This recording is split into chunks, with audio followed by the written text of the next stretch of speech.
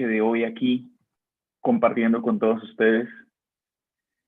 Y agradecemos a todas las personas que se conectan desde ya a través de los medios virtuales, del canal de YouTube, del Centro Espírita Luz de Amor en la ciudad de Bucaramanga, Colombia.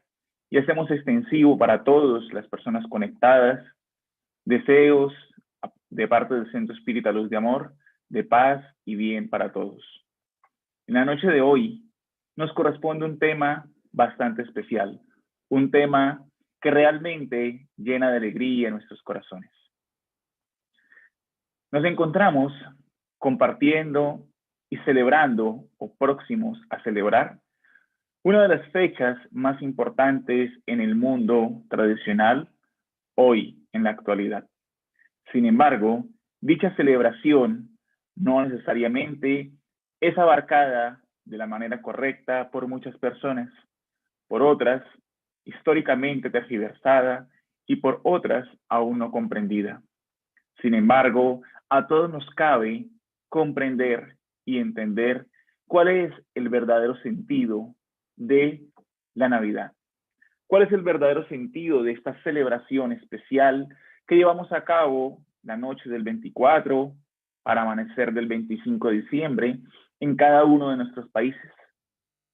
Y en la noche de hoy buscamos llegar a los corazones, no nosotros, mas sí Jesús, de cada uno de los aquí presentes. Era la Primera Guerra Mundial, 1914, y en el mes de julio ya Alemania había invadido Bélgica, buscando avanzar posteriormente para llegar a Francia y a Gran Bretaña. No obstante, en aquel momento, cuando las tropas alemanas se encontraban avanzando en dirección a su cometido, las tropas del bando contrario, conformadas por británicos y conformadas por franceses, los detuvieron en su paso.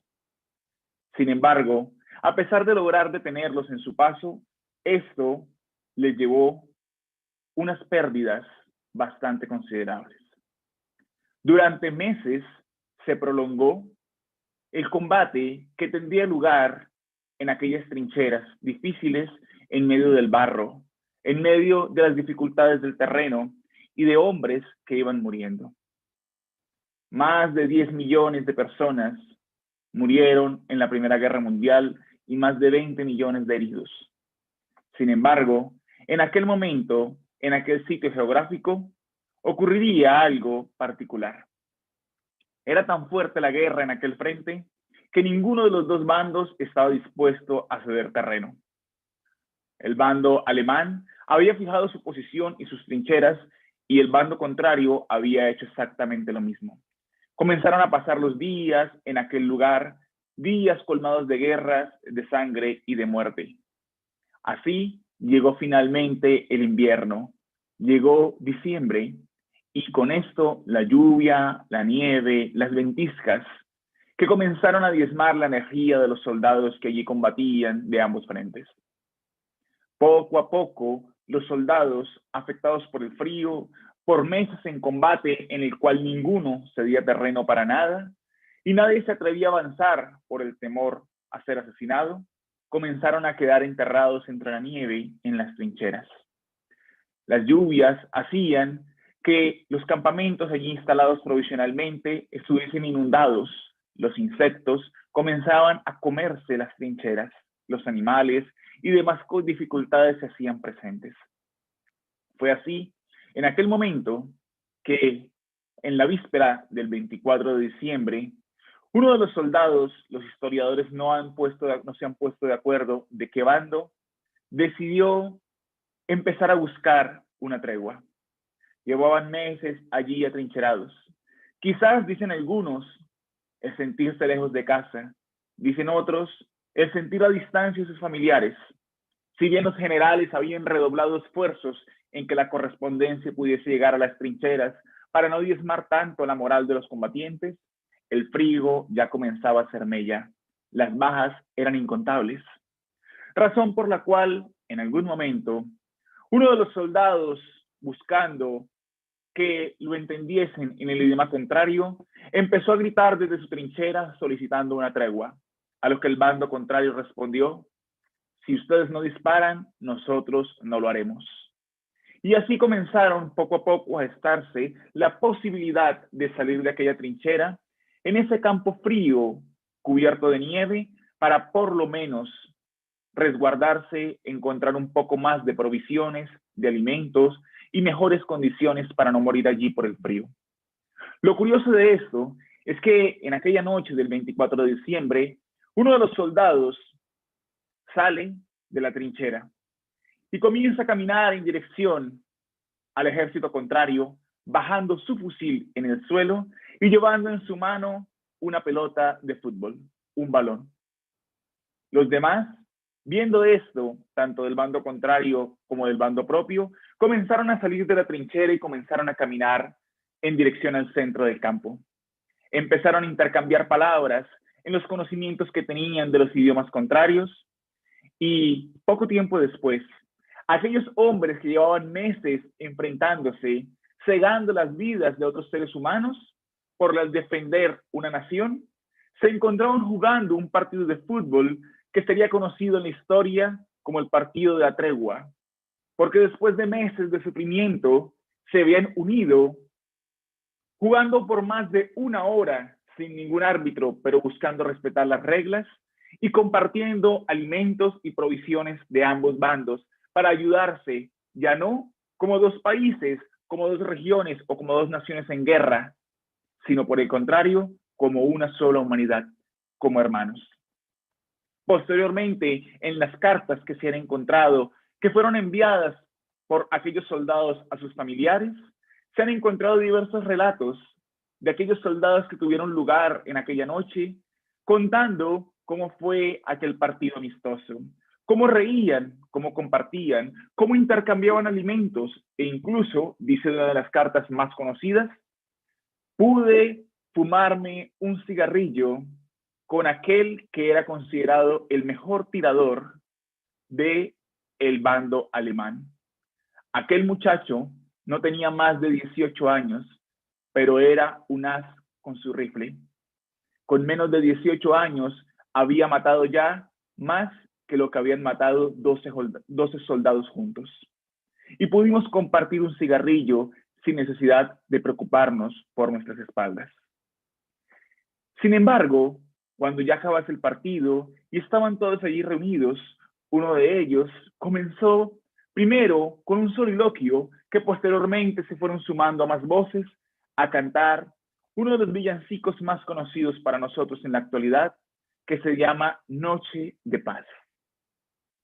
Esta noche de paz que entonaron los soldados de diferentes regiones y de diferentes países al unísono como una sola hermandad, habla de una noche especial, una noche única en que, como en aquella región, en medio de la nieve, del frío y del dolor, comenzó, aunque fuera por algunos instantes, a reinar la paz.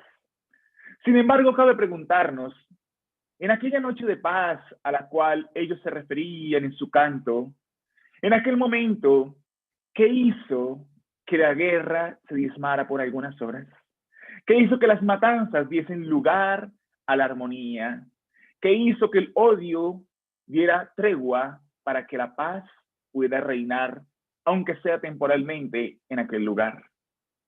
Y cuando vamos a analizar la finalidad de este villancico, la finalidad de aquella noche de paz que ellos entonaban, hacía referencia a la celebración de un ser especial, de un ser singular, paradójico para muchos, un ser sin comparación que cambiara la historia de la humanidad. Este ser notable que viviera en la región de Galilea, Jesús, Yeshua ben Yosef, Jesús, hijo de José, cambiaría la historia de la humanidad. Sin embargo, antes de adentrarnos en todo cuanto hemos escuchado y conocido de Jesús, vale la pena reflexionar un poco antes de comenzar esto. Pues para muchas personas, la gran mayoría a nivel mundial, tradicionalmente su nacimiento se celebra el día 25 de diciembre, fecha, no obstante, que históricamente fue trasladada para este lugar.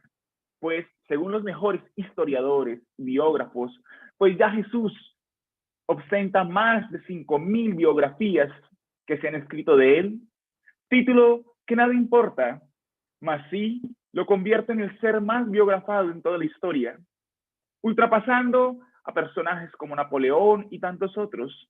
Claro está, no todas las biografías son buenas. No obstante, este ser que en la tradición, como decíamos, naciera el 25 de diciembre, según los principales historiadores, naciera en el mes de abril, más específicamente entre el 6 y 8 de abril. Ahora, ¿por qué conmemoramos entonces en el mes de diciembre, como nos encontramos en la actualidad, el nacimiento de este ser singular, del sol de primera grandeza, de Jesús? Debido a que los cristianos primitivos heredaron de sus antepasados las fiestas saturnales, aquellas conocidas fiestas en la historia en las cuales los esclavos eran liberados por una noche, el día que era contemplado más corto para ellos en todo el año, y en esa noche podían participar de orgías, de bacanales, podían entregarse a la exhaustión de la carne. En aquellas fiestas que eran una mancha moral y que se traspasaban de año en año, de momento en momento, los cristianos primitivos quisieron apagar un poco esa mancha moral y trasladaron el nacimiento de Jesucristo para el mes de diciembre, buscando apaciguar un poco esto y que hoy nosotros, al contrario de entregarnos a las fiestas que solamente rinden culto a la materia en detrimento del espíritu, nos entregásemos a la celebración del espíritu por encima de la materia, sin embargo, que aún hoy se ha perdido realmente. Ahora, cabe preguntarnos que históricamente no solamente Jesús naciera entre el 6 y el 8 de abril. Tradicionalmente se establece que Jesús naciera en el año 0 o denominado 0. Por eso contamos antes de Cristo y después de Cristo, porque fue el único ser que partiera la historia de la humanidad en dos. Se conoce ya que Jesús nació cuando se encontraba gobernando el Imperio Romano Cayo Julio César Octavio o Octaviano, o también conocido posteriormente como Augusto. Este hombre, que era parte del segundo triunvirato, gobernaba Roma en ese entonces. Era un hombre que era portador de un cuerpo bastante frágil. Permanecía vendado constantemente, tapándose la piel, pues era bastante frágil y evitaba resfriarse. Traía ya heridas de las guerras precedentes, así como también un estado de salud bastante delicado. No obstante, a pesar de ser el emperador del Imperio Romano, era portador de una nobleza singular. Pues cuando descubrió a su esposa, que se encontraba probando venenos para sus enemigos y los probaban los esclavos, él decidió romper las relaciones conyugales con ella en el palacio y romper toda relación marital con ella, así demostrando a la servidumbre y a los que lo rodeaban su total desacuerdo frente a los comportamientos y a las conductas de su esposa. Posteriormente, cuando su hija se entregara a la promiscuidad indiscriminada, aún en el mismo palacio, él la exiliara a tierras lejanas, demostrando igualmente la reprobación de esta conducta, pues comprendía que el rol que tenía como gobernante era para el pueblo y no para el aprovechamiento a favor de sus fines propios, circunstancia que propios gobernantes aún en la actualidad comprenden. Ahora, en aquel instante, si bien él se encontraba gobernando, se encontraba viviendo un momento especial, pues por segunda vez en la historia, Roma se encontraba en paz. Y eso, dado lo vasto del Imperio Romano, que el sol nunca dejaba de alumbrarle por lo grande de su imperio, significaba en gran medida que el mundo también estuviese en paz. Las puertas del Templo Victoria se encontraban cerradas. Había una paz en el ambiente que muchos historiadores no logran explicar la razón. No obstante, los benefactores espirituales esclarecen a través de las dedicadas manos de Chico Xavier, en un mensaje dictado para el espíritu hermano X, que es en este momento que muchos espíritus de artistas, filósofos, músicos, reencarnan en el planeta buscando generar la psicosfera correspondiente para el nacimiento del Rey Solar, de Jesús. Y así mudar un poco los momentos de guerra, años de guerra que llevaba viviendo el planeta y en especial Roma. No obstante, el rey singular no nacería en este lado del imperio, sino en Israel, en Galilea, una región pobre, una región distante de la Roma, de la capital. Sin embargo, una región que estaba acostumbrada a la profecía, una región que estaba acostumbrada a los profetas. No obstante, llevaba más de 400 años sin escuchar profecías, sin escuchar el canto de los profetas, que en los últimos momentos habían anunciado ya que vendría aquel que salvaría la humanidad. Y aquellos hombres y mujeres que ya habían desvirtuado su razón de ser, que se encontraban en muchos aspectos no solamente gobernados por Roma, sino también en depravación, pues habían desvirtuado el mensaje de los profetas que le precedieron a Cristo. Esperaban un hombre fuerte, un guerrero que comandaría una revolución con ejércitos para el Imperio Romano. En aquella región distante de la Roma capital, en aquel momento preciso es que nacería Jesús. En una gruta, en una pequeña cueva en Betlehem, a unos kilómetros de Jerusalén, cuevas que en aquella región son muy comunes, cuevas que se generan entre las rocas, entre las montañas, y que son usadas por los pastores para en invierno, en las noches, poder guarecerse allí con las ovejas y poder pasar la noche. Es en aquel instante singular que bajo un cielo estrellado y con un clima agradable nacería el Maestro Jesús, el Nazareno de amor que cambiaría por completo el rumbo de la humanidad, porque vendría a entonar la primera palabra del alfabeto divino, el amor. Y posteriormente, con las bienaventuranzas como poema de dulzura que llegaría a los corazones para jamás tocar retirada de ellos, cambiaría por completo el sentido de la existencia humana. No obstante, en esta fecha en la que nos encontramos, a próximos días del 24 de diciembre para amanecer del 25, cabe preguntarnos si en la actualidad estamos celebrando y estamos dando el verdadero sentido a la Navidad. Muchas personas hoy corren buscando los regalos. Muchas personas hoy van al comercio desaforados, generando deudas grandes de difícil pago para ellos mismos incluso, para poder decorar la casa con grandes árboles llenas de regalos, haciendo homenaje a las tradiciones nórdicas de Chris Kringle, que para nosotros es conocido como Santa Claus o Papá Noel.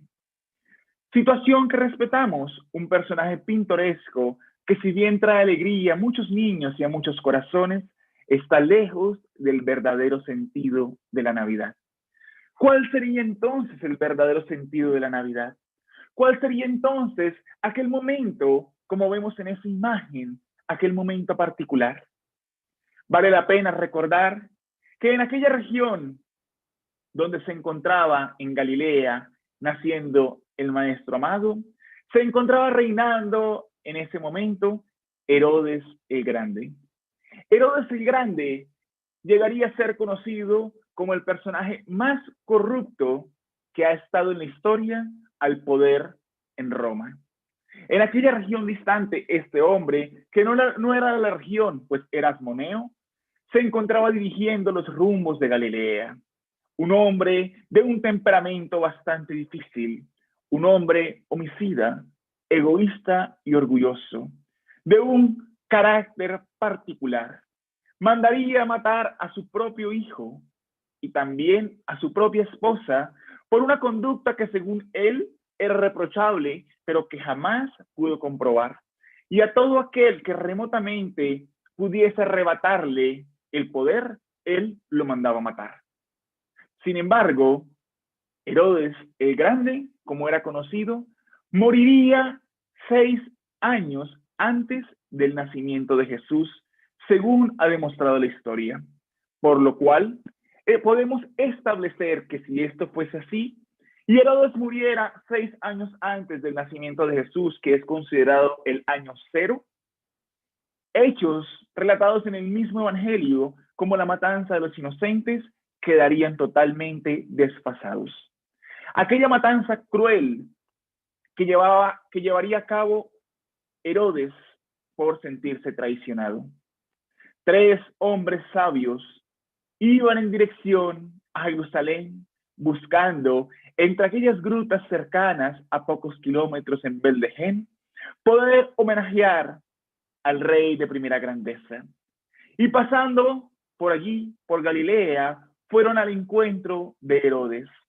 Y contándole que se encontraban en dirección a homenajear al Mesías, que finalmente había llegado a la tierra para mudar los rumbos de la humanidad, Herodes se sintió consternado y, tratando de disimularlo, le dice a aquellos hombres: por favor, avísenme cuando vengan de regreso y lo encuentren, porque así yo realmente podré homenajearlo también. Estos hombres eran médiums, por eso pasarían a la historia como los Reyes Magos, por el desconocimiento de la facultad mediúnica en aquel momento, y como médiums que eran, pudieron percibir la intención oculta de Herodes. Así es que después de homenajear al Mesías, tomaron un rumbo diferente para regresar a su tierra. Y Herodes, sintiéndose traicionado y amenazado, mandó a matar a todos los niños menores de 2 años. En este hecho terrible cayera su propio hijo, que un soldado embriagado asesinaría con su espada. Esto nos permite entender que Jesús no nace históricamente hablando, como se cree en la tradición, en el año 0, sino 8 años antes aproximadamente del año 0. Y posteriormente, 6 años antes de lo que consideramos el año 0, moriría Herodes el Grande, según uno de los principales biógrafos, por una sífilis adquirida de acuerdo a su conducta reprobable en la vida diaria. La pregunta es, ¿esto realmente importa? ¿Importa si nació en diciembre o en abril? ¿Importa si nació en el año 0 o 8 años antes? La respuesta es no. Lo importante es que nació, y es lo que debemos albergar en nuestros corazones. Y teniendo eso como realmente importante, debemos entonces preguntarnos cuál es el verdadero sentido de la Navidad. ¿Cuál es el verdadero sentido de esta celebración, de estos momentos que debemos guardar en los corazones? Y es así que esta noche lo analizaremos desde diferentes ángulos. El primero de ellos, el primer sentido que entregaremos esta noche a la Navidad y a esta celebración de amor, es la fe. La fe es el primer sentido para celebrar en la noche del 24 para amanecer del 25 de diciembre. La fe que está reflejada en esta imagen, en una mujer bastante joven que se casaría con un hombre que, según la tradición, ya era viudo de otro matrimonio, tenía otros hijos y contaba aproximadamente con unos 60 años de edad cuando contrajo nupcias con una muchacha que no alcanzaba los 18 años. La fe de María al percibir los espíritus que le anunciaban el nacimiento de Jesús en el sueño. La fe de José para resguardar su hogar y protegerlo, llevando a su esposa y a su hijo lejos de las tierras en donde corrían peligro. La fe para tener un parto en un lugar totalmente apartado, aparentemente lejos y con cualquier complicación que se podría presentar, pero era la fe que albergaba el corazón de ellos. Es por eso que la fe es el primer sentido que debemos dar a la celebración de esta Navidad.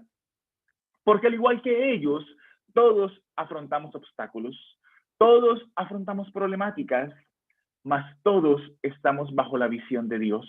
Como dice la mentora Juana de Ángelis, vivimos inmersos en el océano del amor de Dios. Y si nosotros lo vivimos hoy, también lo vivían ellos en el momento. Y teniendo esto claro, debemos recordar que la fe debe ser la estrella del árbol de nuestros corazones, la estrella que rija nuestros caminos, porque es el faro en medio de los momentos de vicisitudes que hoy vive el planeta. Es el faro en los momentos de dolor que hoy atraviesa la humanidad, en los momentos en que una pandemia toma cuenta de todo y la fe se vuelve tan abstracta en concepto y tan difícil en aplicación. Esta Navidad no ha de ser una locura en términos comerciales. No hemos de volcarnos únicamente a la celebración en la materialidad, buscando el compartir desaforado que solamente lleve a la embriaguez, que solamente lleve a los desvaríos y que también afecte la salud de muchos. Pues ha de ser una fiesta de recogimiento en los corazones de todos y de cada uno. Pues vivimos momentos graves de transformación y de cambios. Momentos en que en este momento el virus del SARS, del COVID-19, afecta a múltiples corazones en la humanidad, cegando incontables vidas, mas como dijimos anteriormente, todo bajo la visión de Dios. Solamente debemos verlo desde la óptica correcta.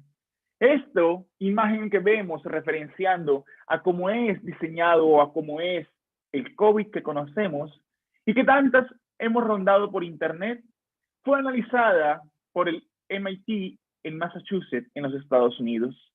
Y después de analizar cada una de las espigas que vemos allí, espigas que fueron analizadas y las proteínas encontradas en ellas, transformadas por los científicos en música, pudieron identificar que el SARS, el COVID-19, suena exactamente como ustedes están escuchando en estos segundos.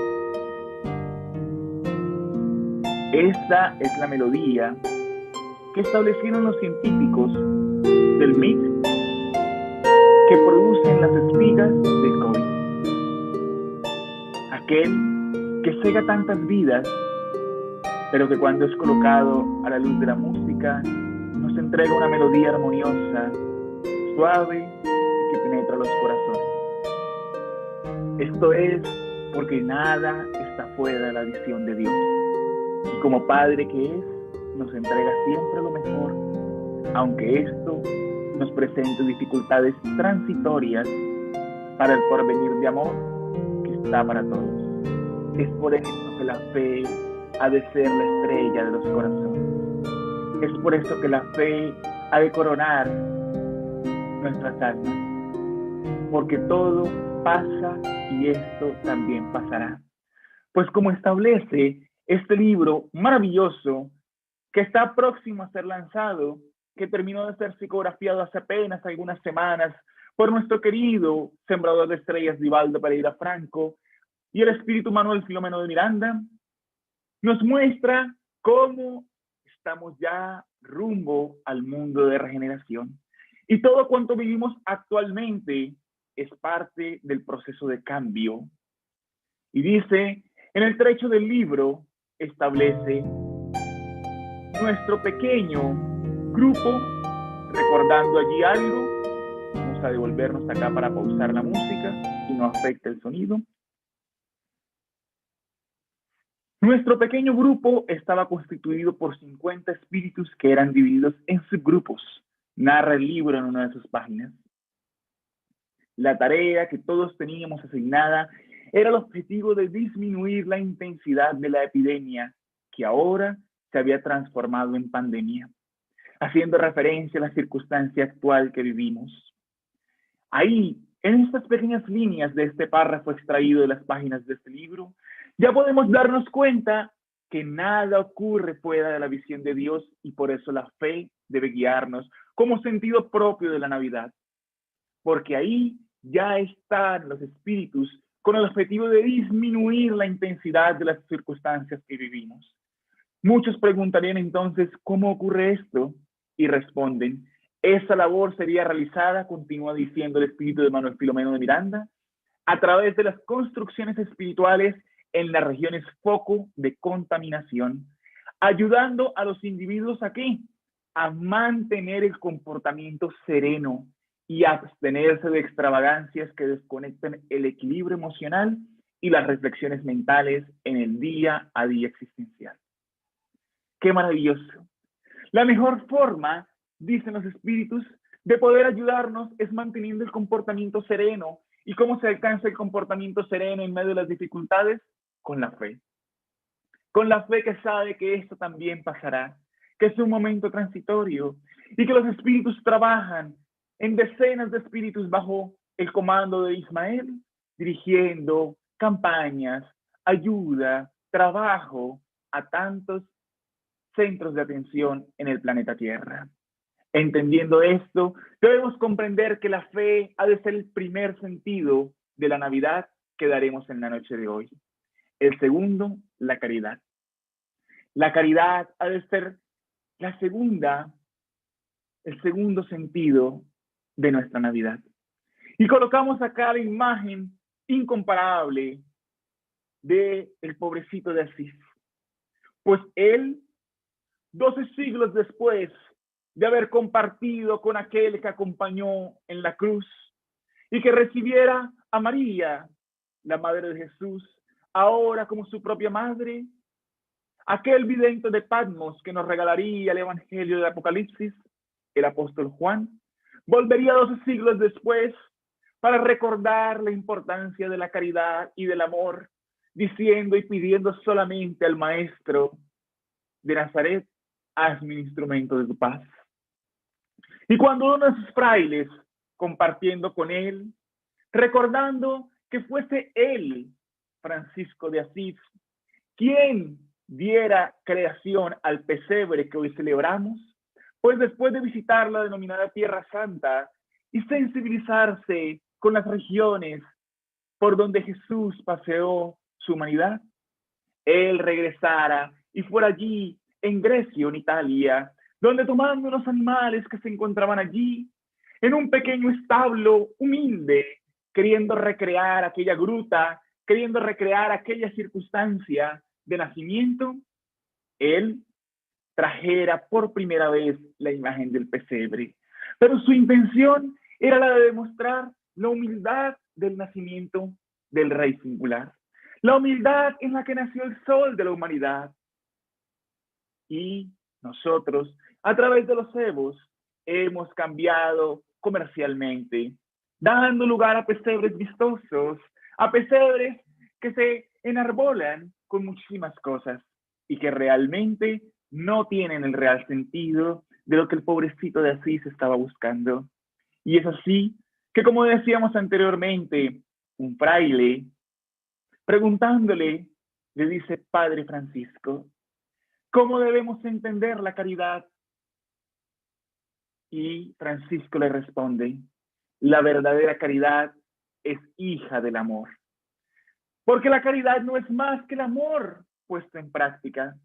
Por eso el apóstol Pablo, en la primera epístola a los Corintios, que es utilizada hoy en los matrimonios de distintas religiones, dice: porque si no tengo caridad, no tendré nada.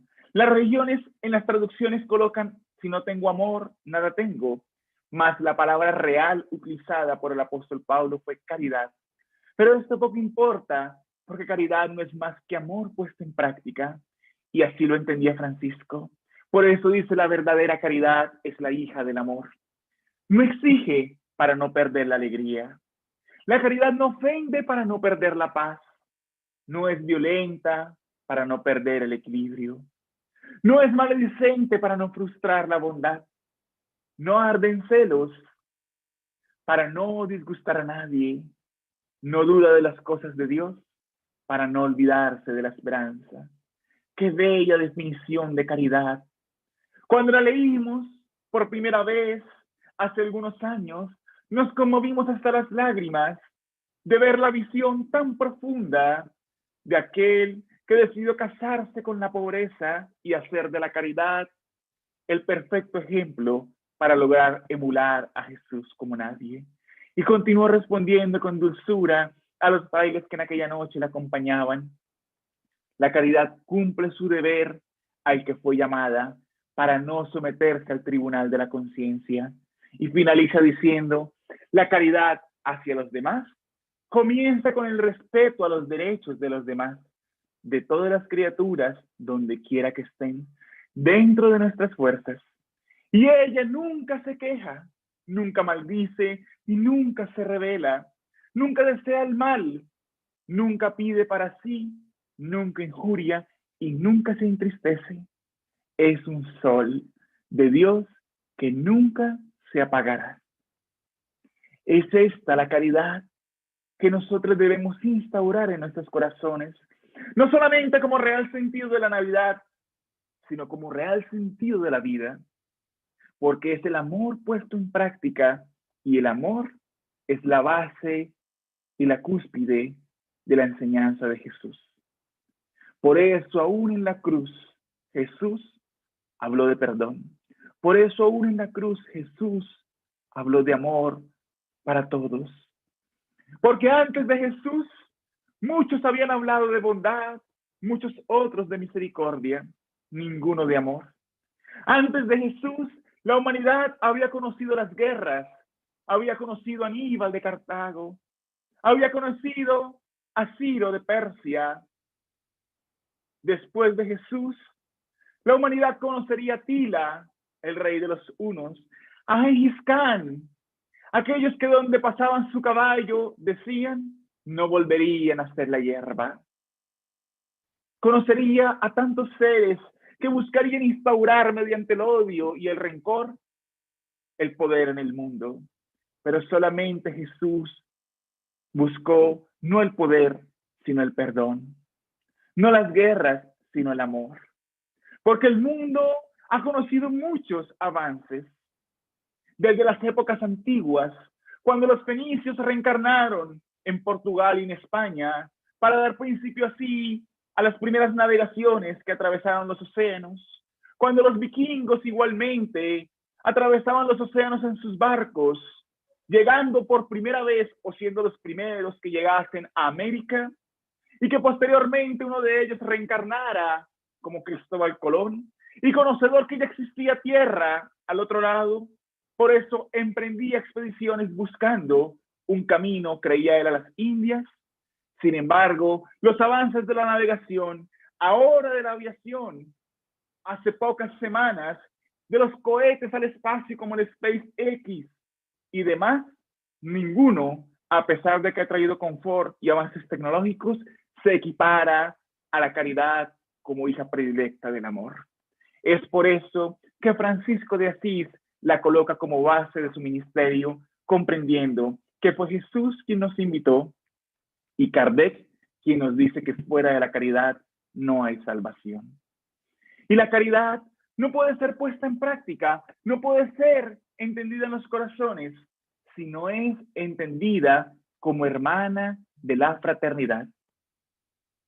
Por eso, cuando los apóstoles se sentaban en aquel caserón a sentarse a hablar con Jesús y a preguntarle acerca de las cosas que les ocurrían en el día a día, le preguntaron: Señor, ¿cómo debemos entender la fraternidad? Y Jesús dice: la fraternidad es una fuerza que universaliza el amor. Es por eso que es la tercera clave, el tercer sentido de la Navidad. Recapitulando hasta aquí, tendremos en primera instancia a la fe, que nos hace sostenernos en medio de las dificultades, que no nos dice que no las tendremos, nos dice que las superaremos, siempre y cuando tengamos resignación activa y comprensión de las mismas. En segundo lugar, mas no menos importante, la caridad, que estará en igual lugar que la fe, porque no está una abajo de la otra, sino todas las que en la noche de hoy entregamos están por igual. Y en tercer lugar, la fraternidad, porque si la caridad es la hija del amor, la fraternidad es la que universaliza el amor, en las palabras de Cristo. Y solamente la humanidad cambiará, como establece el Evangelio según el Espiritismo, cuando la fraternidad domine los corazones humanos. Porque nosotros, quienes aquí habitamos en la tierra, los espíritus encarnados, entenderemos las dificultades del prójimo como dificultades propias, los aciertos de nuestros hermanos como aciertos propios, las necesidades de quienes nos rodean como necesidades propias, y así haremos a los demás todo cuanto nos gustase quisieran para con nosotros. Por eso es que la fraternidad universalizará el amor, y en ese momento reinará una primavera de bendiciones, y finalmente el reino de Dios será en la tierra. Es la fraternidad, entonces, la tercera herramienta clave para nosotros dar un real sentido a la Navidad. La siguiente, como dijimos, no menos importante, pues es hermana de la fraternidad, es también hermana de la caridad y solamente puede ser puesta en práctica cuando la fe la acompaña, es la solidaridad. Pues como dice Juana de Ángelis, un hombre solidario jamás estará solitario. ¿Cuántos sufren la soledad? Quizás de las pruebas más difíciles, pues aún en la pobreza, si se encuentra acompañado, puede ser llevado de mejor manera. La riqueza de igual manera, la enfermedad, pero cuán difícil es estar solo. Cuán difícil es sentirse vacío por no sentir la compañía de nadie, pero cuánto se olvida que jamás lo estamos porque Dios está con todos nosotros. Mas para percibirlo debemos ser solidarios, porque siendo solidarios jamás seremos solitarios. Y la solidaridad es quizás la que las personas más logran en esta Navidad y en las precedentes, como esperamos que en las próximas, ejercer. Porque basándose en la caridad material, no necesariamente a veces en la moral, muy lamentablemente, las personas buscan extenderse con regalos, con cosas materiales que permitan, si bien calmar el hambre del cuerpo, aún no llegan muchas veces a calmar el hambre del alma. No obstante, es la primera puerta, porque si bien Juana de Ángeles nos dice que un hombre solidario jamás estará solitario, también nos dice que cuando aprendemos a abrir las manos por solidaridad, en un momento, en el momento oportuno, aprenderemos a abrir el corazón por amor. Y es allí a donde llegamos.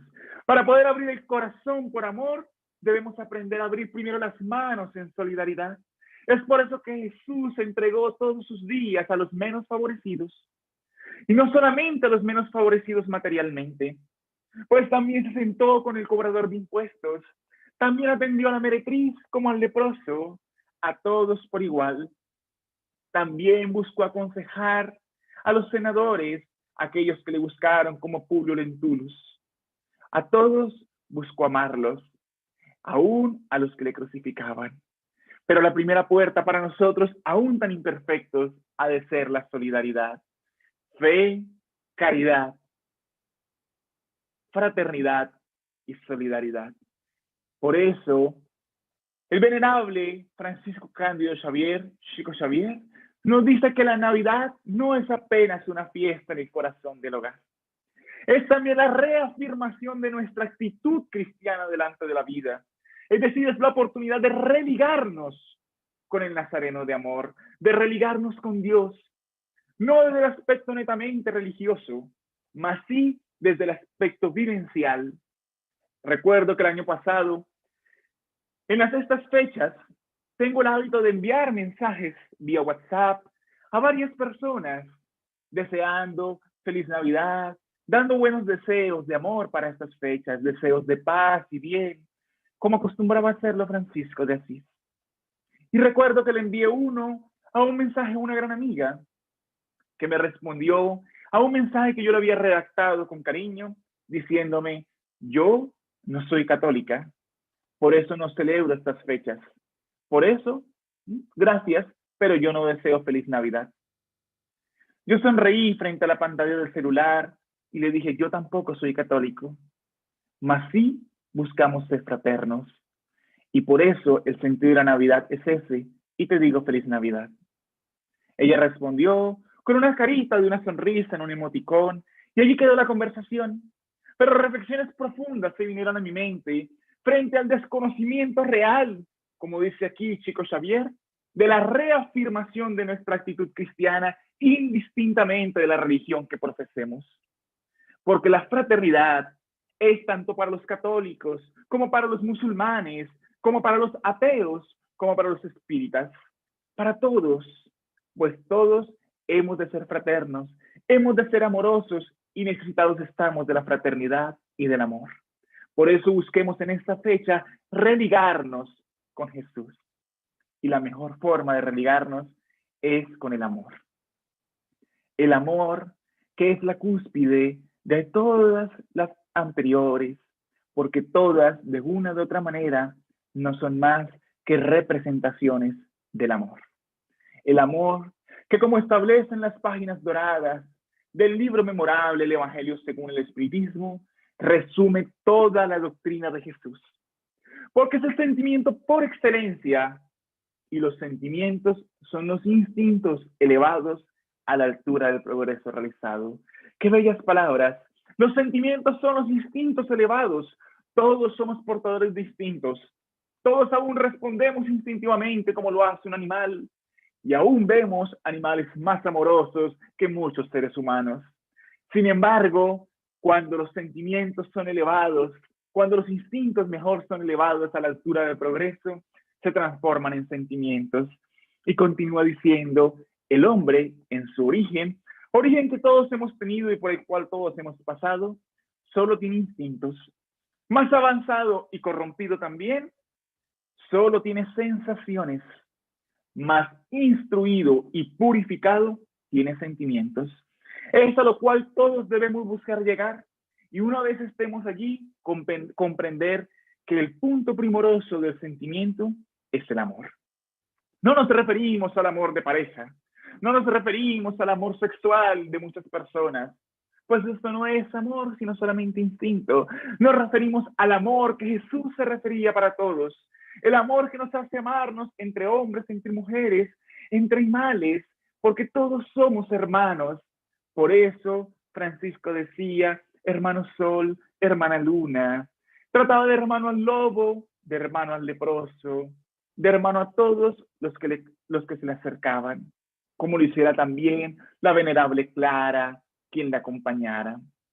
Ahora, esta venerable Clara, que posteriormente reencarnaría como Juana de Ángelis, nos dice en el libro Amor, Invencible Amor, que el amor siempre debe ser el punto de partida de todas las inspiraciones y la etapa final de todos los anhelos humanos.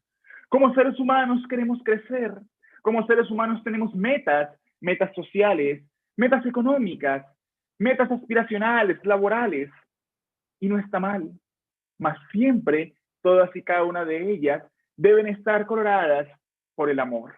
El amor debe ser la etapa final de todos los anhelos humanos, como también el punto de partida. Si nosotros tenemos amor en el corazón, tendremos caridad, seremos fraternos, tendremos fe en nuestra alma y, sin lugar a duda, seremos solidarios para con todos. Ese amor infinito que ha de albergar nuestros corazones. Recordemos entonces, para irnos acercando al final, la caridad, pues fuera de ella no hay salvación. La fraternidad, pues es el primer mandamiento, pues el primer mandamiento es amaos. Y el esclarecimiento, pues el segundo mandamiento es instruíos, nos dice Becerra de Meneses. Adolfo de Becerra de Meneses Cavalcanti. Este ser notable que nos invita a amar, que nos dice calumniados, pero jamás calumniadores, ofendidos, mas jamás ofensores. Es esta la invitación que tenemos que vivir, no solamente hacer a los que nos rodean, no solamente que salga de nuestros labios, sino que habite en nuestros corazones. Pues como espíritas que somos, conocemos el Consolador que Jesús prometió a todos en Juan 14:16. Y yo os enviaré un Consolador, y Él estará con vosotros. Era Jesús prometiendo estar con todos hasta el fin, hasta la consumación de los siglos. Y en el viaje espírita de 1862, Kardec coloca algo que me parece maravilloso y que quisimos colocar en este contexto, pues consideramos humildemente que ha de ser la labor de nosotros los espíritas en esta Navidad. Propongo, dice Kardec, En primera instancia, el consuelo, que es preciso ofrecer a los que sufren, levantar el ánimo a los caídos, alejar a un hombre de sus pasiones, del desespero, del suicidio, de tenerlo quizás de la inminencia del crimen. ¿No vale más esto que los recubrimientos dorados? ¿No vale más esto el consuelo a los desfavorecidos? ¿No vale más el consuelo a los que sufren, a los que se han caído, caído en el corazón, caído en sus esperanzas, caído en sus anhelos de una vida mejor, que los regalos, que las cosas materiales, que si bien cubren el cuerpo, habrán de quedarse con él cuando el alma se eleve en dirección a la inmortalidad?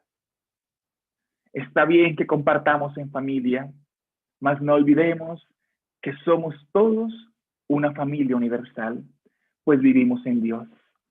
Por eso, para terminar, queremos recordar a este hombre notable, Chico Xavier. Chico era un hombre que podría encarnar, sin lugar a duda, todas las virtudes que colocamos anteriormente, pues es realmente el perfecto ejemplo del hombre de bien, como lo establece el Evangelio según el Espiritismo. Una persona muy humilde, y cierto día, en 2013, en julio de 2013 más específicamente, yo me encontraba bastante consternado, pues veía que una persona muy cercana a mí atravesaba dificultades.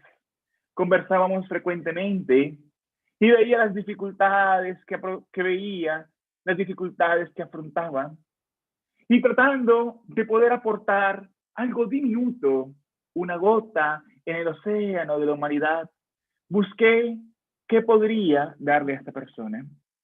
Y sin ser yo portador de lo necesario para el consuelo, los espíritus benévolos, confiantes, indicaban un mensaje que tuve la oportunidad de escuchar por primera vez en aquel 2013 y desde aquel entonces quedó grabado en mi corazón en julio de ese año.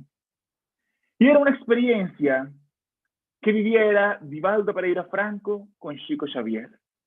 Divaldo se encontraba visitando a Chico en Pedro Leopoldo cuando él viviera allí.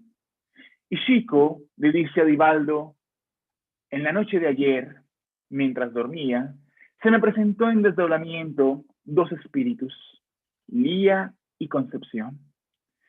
Y me dicen que necesitaban comida, que estaban aguantando hambre, que por favor las ayudara. Son dos mujeres que yo ayudo, que yo busco contribuir, Divaldo. Por eso quiero que me acompañes en la noche de hoy a visitarlas. Y ellos partieron, pasadas algunas horas, para esta casa, una casa muy humilde que mantenía Chico junto con su hermana Luisa, buscando ayudarles a estas notables mujeres.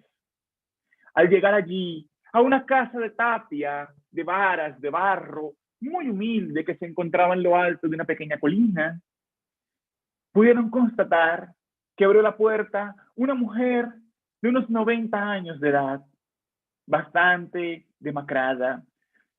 El hambre había hecho estragos en su cuerpo, las necesidades, las carencias eran bastante fuertes.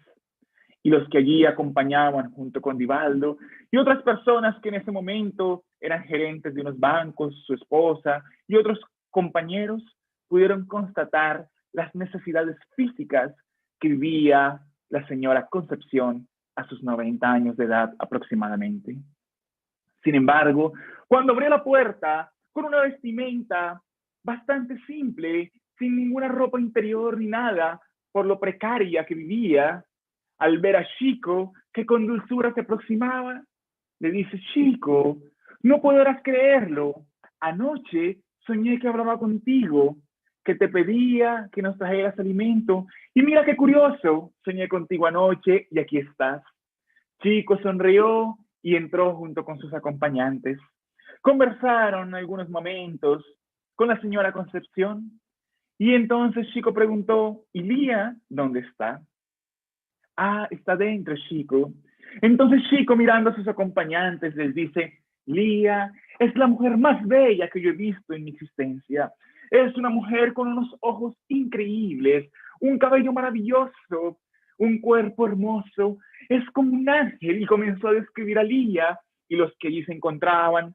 Mientras la señora Concepción iba a la cocina, se maravillaron con la descripción que Chico hacía de Lía.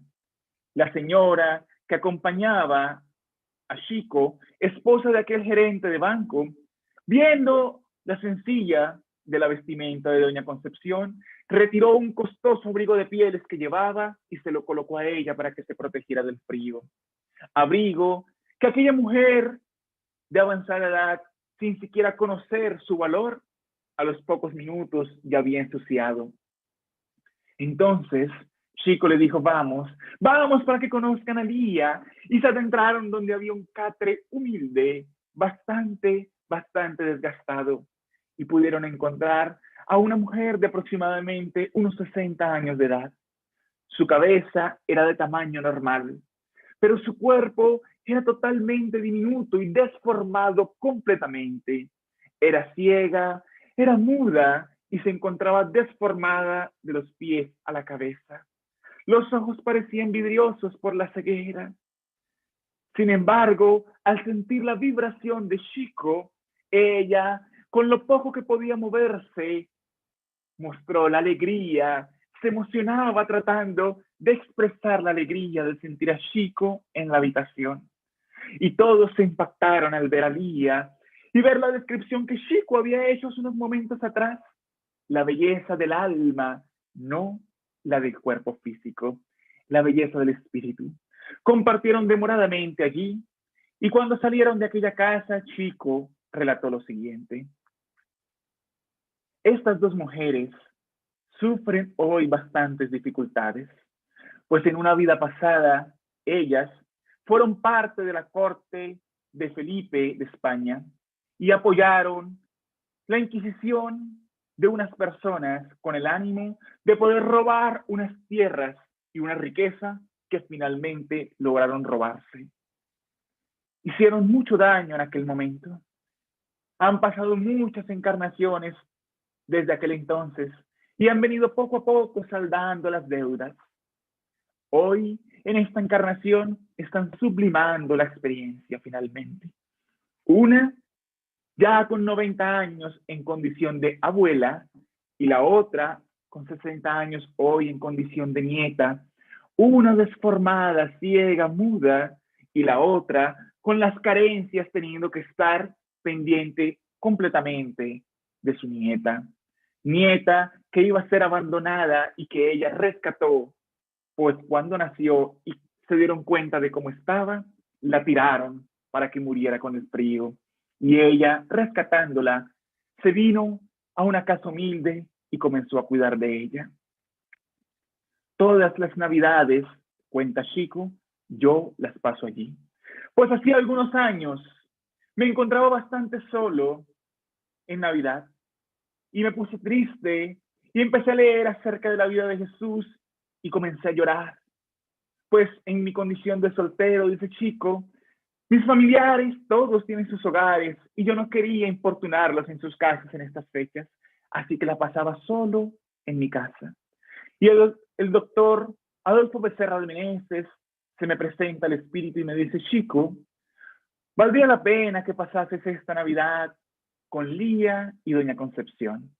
Así es, que tan pobre casi que soy como ellas, acomodé lo poco que tenía para llevar algo de comer y me vestí y me fui en dirección para allá. Cuando me comencé a aproximar en aquella noche de Navidad de 24 de diciembre a esta casa tan humilde, comencé a ver algo que jamás había visto, relata Chico. Una luz caía sobre aquel hogar inmaculándolo, una luz que lo cubría y se escuchaba la melodía en el ambiente de los ángeles cantando.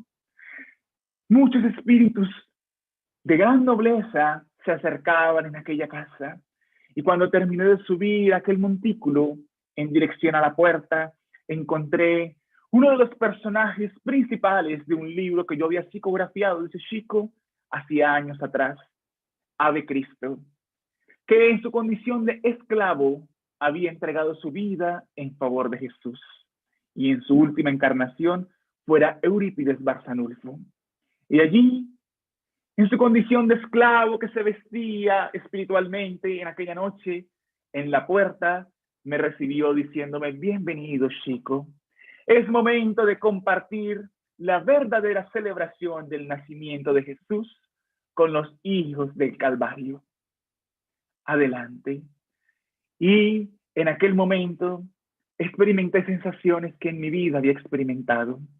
Por eso concluyo, chico, diciendo: desde aquel momento, todas las navidades las paso con Lía y Concepción, con los hijos del Calvario, porque son ellos los que más necesitan. Y cuando afronto alguna dificultad, alguna prueba, solamente me recuerdo: acuérdate de los dolores de Lía y Concepción. Pues si ellos afrontaron estas dificultades, ¿cómo has de quejarte tú ante las que vives? La invitación esta noche, entonces, queridos hermanos y hermanas, es acordarnos de los hijos del Calvario como sentido real de la Navidad.